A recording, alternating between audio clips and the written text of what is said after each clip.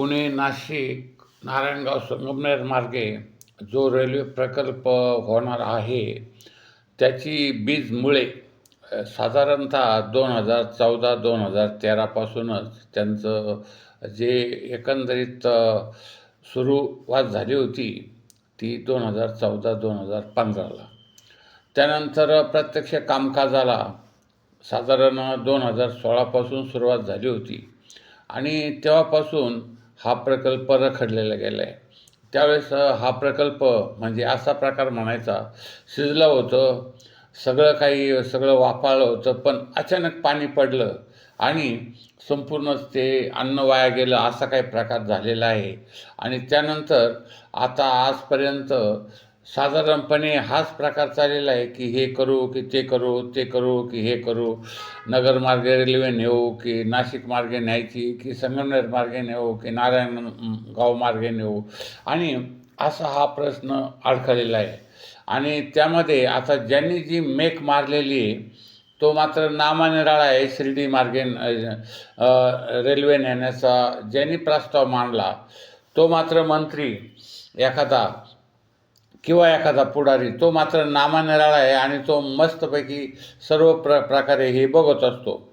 आता मध्यंतरी आंदोलन झालं, हे सत्यजित तांबे किंवा हे चाकणचे आमदार बाबाजी काळे यांनी मोठं आंदोलन केलं वगैरे, संपूर्ण भागता याच्यामध्ये.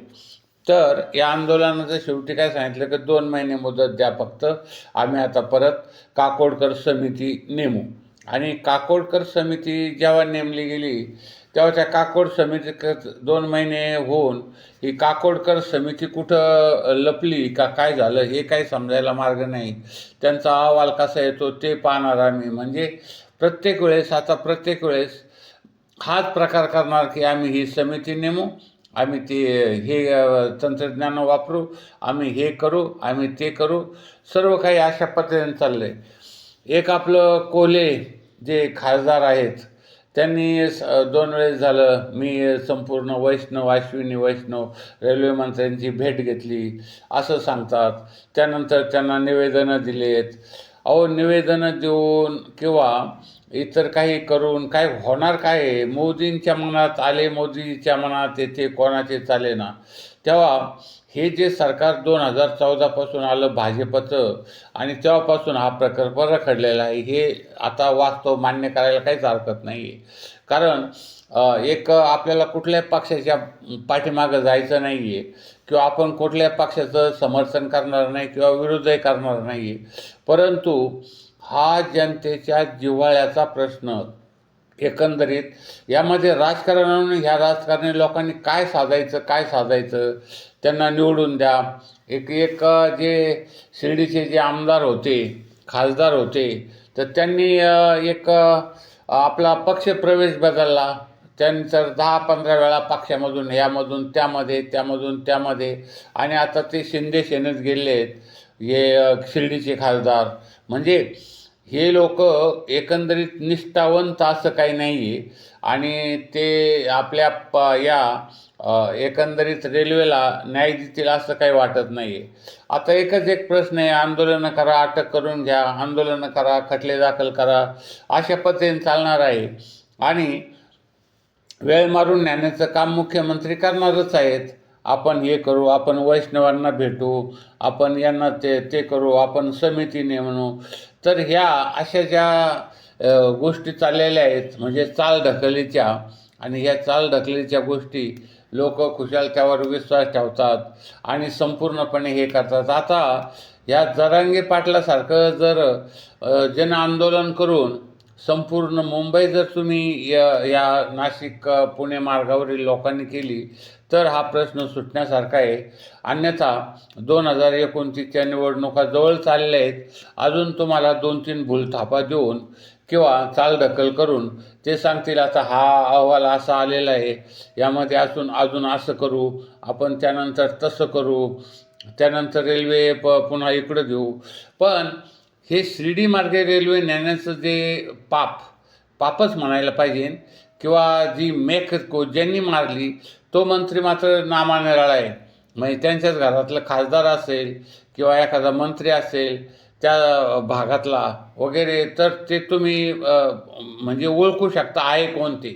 म्हणजे कोणीही शिर्डीमार्गे रेल्वे नेण्याचा प्रस्ताव पुढं आणला आणि याला बगल दिली की पुणे नाशिक रेल्वे नको आणि त्याच्याऐवजी ही शिर्डीमार्गे न्या, असं कोणी सांगितलं, हे तुम्ही जर समजा शोधलं तर त्याचं उत्तर तुमच्या जवळच तुमच्या याच्यामध्ये सापडेल तुम्हाला.